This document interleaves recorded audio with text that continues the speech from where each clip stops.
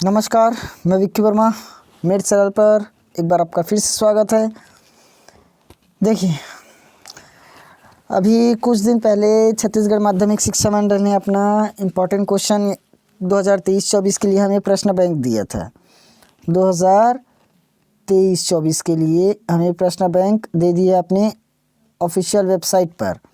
वहाँ पर आप लोग जाकर डाउनलोड कर सकते हैं इस क्वेश्चन पेपर को, इस प्रश्न बैंक को।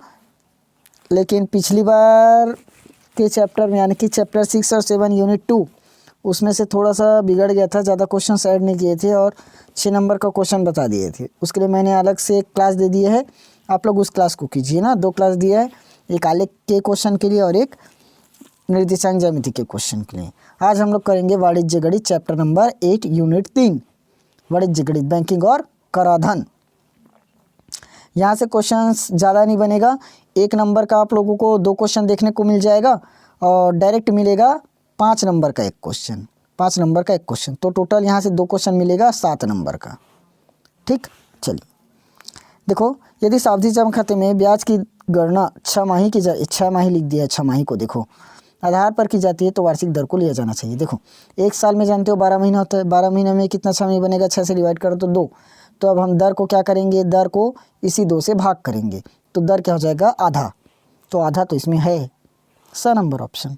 ठीक, पहला क्वेश्चन समझ में आया। दूसरा क्वेश्चन पर आ जाओ। दूसरा क्वेश्चन आया हुआ है भाई, दूसरा क्वेश्चन आया हुआ है ना, किसी सेट में है, 2023 में है। 3000 का क्या ज्ञात करना है, 3%। 3000 का 3%, तो क्या कर दोगे, 100 से डिवाइड कर दो। यहाँ से 2 जीरो को काटो, यहाँ से 2 जीरो काटो, 30 या 90 आंसर आ जाएगा। ये लो द देख लो, इस बार भी दिया। यदि सावधि जमा खाते में ब्याज की गणना इस बार क्या कर रहा है, तिमाही में ले रहे हैं। इस बार ब्याज की गणना को कैसे ले रहे हैं, तिमाही में। तो जानते हो एक साल में कितना तिमाही बन पाएगा, 4 तिमाही। एक साल में कितना तिमाही बनेगा, 4 तिमाही। तो दर को किससे भाग कर दोगे, 4 से भाग कर दोगे, यानी कि 1/4। तीसरा क्वेश्चन बन गया। 3 ही क्वेश्चन को दिए हैं। चलो, कैसे कैसे दे रहे हैं ये बोर्ड वाले। यहाँ पर अब 1 नंबर वाला खाली स्थान में आते हैं। आयकर विभाग द्वारा प्रत्येक व्यक्ति या संस्था या कंपनी को दी गई पहचान पत्र को खाली स्थान कहते हैं। तो मैं बताया था, पहले ही बताया था, क्या करते हैं, पैन कार्ड देते हैं। शिक्षा उपकर देय कर पर खाली स्थान प्रतिशत से लगाया जाता है। यदि बैंकों में एक निश्चित समय के लिए एक मुश्त राशि जमा की जाती है उसे खाली स्थान कहते हैं। इंपॉर्टेंट क्वेश्चन में मैं कई बार करा दिया हूँ। आवर्ती जमा खाते में ब्याज की गणना का सूत्र है, ब्याज की गणना का सूत्र आप लोगों को याद होगा तो लिख देना, नहीं तो छोड़ देना। अगर याद नहीं किया हो तो क्या मतलब, अभी तक पढ़ाई करने का क्या मतलब। अगर आवर्ती जमा खाता, सावधि जमा खाते का सूत्र याद नहीं कर पाए हो तो अभी तक पढ़ाई करने का कोई मतलब नहीं है, छोड़ दो, 10वीं पढ़ना। चलिए,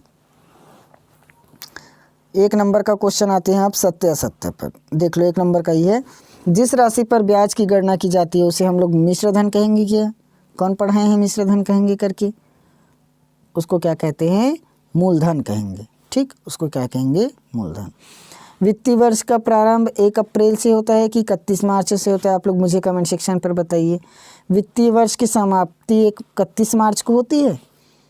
और देखो, चौथा क्वेश्चन क्या बोला है, बैंकों में खाता खोलने के लिए पैन का होना अनिवार्य है बोला है।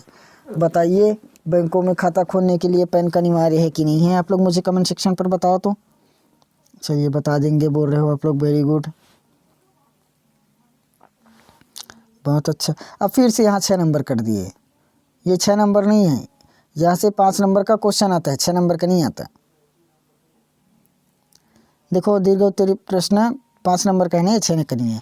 पद्मनी ने जिला सहकारी बैंक में क्या किया है, जिला सहकारी बैंक में 100 रुपये प्रति माह की दर से 10 वर्ष के लिए आवर्ती जमा खाता खोला। इन्हें बैंक द्वारा ब्याज की राशि 3025 मिली। तो ब्याज की दर कितने प्रतिशत वार्षिक होगी। देखो, इस चैप्टर से आप लोग सिर्फ 2 ही क्वेश्चंस को तैयार कर लो, कवर हो जाएगा पूरा। एक तो आप लोग आवर्ती जमा खाता को पढ़ो और एक सावधि जमा खाता को पढ़ो। आवर्ती जमा खाता और सावधि जमा खाता। दूसरा क्वेश्चन देखिए, दूसरा क्वेश्चन पर आइए। रेशमा ने पंजाब नेशनल बैंक में 200 रुपये प्रति माह की दर से 5 वर्ष के लिए आवर्ती जमा खाता खोला। यदि ब्याज की दर 6% वार्षिक हो तो 5 वर्ष बाद कितना रुपए प्राप्त होगा ये बताना है। उसके बाद देखो क्या बोला, श्री राम ने 2000, ये 2000 नहीं है 20,000 है, 20,000 एक वर्ष के लिए आवर्ती जमा खाता में जमा कराया, सॉरी आवर्ती नहीं, सावधि जमा खाते में जमा कराया। 10% वार्षिक ब्याज की दर से, ब्याज की दर क्या लिया जा रहा है, छमाही लिया जा रहा है, तो नियत तिथि पर मिलने वाली धनराशि ज्ञात कीजिए। ठीक, उसके बाद है फिर से सावधि जमा खाते का क्वेश्चन आया। निखिल ने एक वर्ष के लिए 10,000 रुपये सावधि जमा खाते में जमा किया। ब्याज की दर आप लोगों को दिया गया 8%, तो उसका संयोजन क्या कर रहे हैं, अर्धवार्षिक संयोजन कर रहे हैं। क्या कर रहे हैं, अर्धवार्षिक। तो निखिल के सावधि जमा खाते में जमा राशि का परिपक्वता मूल्य ज्ञात कीजिए।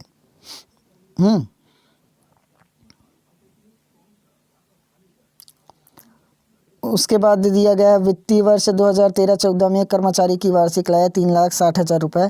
इस क्वेश्चन को मैं पढ़ूंगा तो बहुत ज़्यादा टाइम चला जाएगा, आज क्वेश्चन पढ़ने में ही निकल जाएगा। मैं पहले बोल रहा हूँ 8.2 आप लोग तैयार मत करो, पेपर के लिए 8.2 मत देखो। 8.2 से क्वेश्चन आएगा उसको अटैम्प्ट मत करो, बहुत ज़्यादा टाइम निकल जाएगा और बहुत माथापच्ची है। उससे अच्छा आप लोग सीधा आवर्ती जमा खाता को तैयार कर लो, एक आवर्ती जमा खाता और एक सावधि जमा खाता। आवर्ती और सावधि 2 टॉपिक बस को तैयार कर लो, आराम से 5 नंबर हाथ में है। ठीक, ये 6वां क्वेश्चन भी वही 6। ठीक, इस तरह से हमारा चैप्टर नंबर 8 का पूरा इंपॉर्टेंट क्वेश्चंस खत्म हो गया। 1 से लेकर हमने कौन से चैप्टर तक कर लिया, 8 चैप्टर तक। अब बचा सिर्फ 9 से लेकर 16 चैप्टर, कुछ ही चैप्टर्स बस और बचे, उसके बाद हमारा ये पूरा खत्म हो जाएगा। छत्तीसगढ़ बोर्ड का जो हमें प्रश्न बैंक प्रदान किया गया है, ये यहाँ से मत पढ़ना, बहुत ज़्यादा अलग अलग टाइप का क्वेश्चंस मिल गया जो प्रीवियस ईयर में कभी पूछा ही नहीं है। ठीक, चलिए अब आएंगे कल चैप्टर नंबर 9 त्रिकोणमिति के साथ। तब तक आप लोग बताइए आप लोगों की तैयारी अभी तक कहाँ तक पहुँची है, कहाँ तक तैयारी की हो सभी सब्जेक्ट्स में, मुझे जानना है। ठीक, आप लोग मुझे बताइए कितना तैयारी कर रहे हो, कितना नहीं कर रहे हो, तभी तो पता चलेगा। चलो आएंगे कल चैप्टर नंबर 9 त्रिकोणमिति के साथ, तब तक आप लोग तैयारी अपनी जारी रखिए।